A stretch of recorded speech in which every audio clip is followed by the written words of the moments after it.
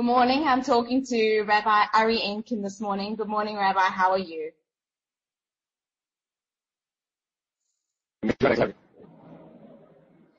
Rabbi, we say that when a person or a family member dies that they are sitting Shiva. What does this mean and how long does Shiva last for?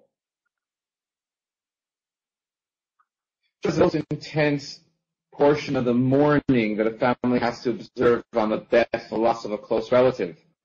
The word Shiva comes from the Hebrew word Sheva, meaning 7, which tells us in its own name that the Shiva period is 7 days long. And what are some of the things that a person cannot do during this period? The most notable thing is that a mourner during the Shiva period is not allowed to go to work. He must remain home, and he sits on a low stool, sign of mourning, to sit close to the floor. That is the primary, most notable observance of a person sitting Shiva. People come to visit the person during the week, all hours of the day, to comfort them, to visit them, speak with them. There are other prohibitions as well, some lesser known and some more known, but shoes are not worn, one does not have marital relations, bathing is minimized, and there are several others as well. And why do we cover the mirrors in the house? Well, the question, one exceptions as to why we cover the mirrors.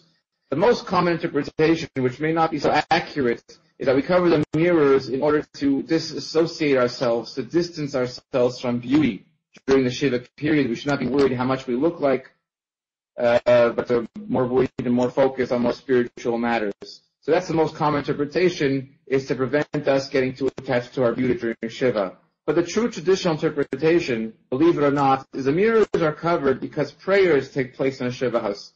All the services, 3 services a day, take place in a Shiva house, and we know that one is not allowed to pray in the presence of mirrors.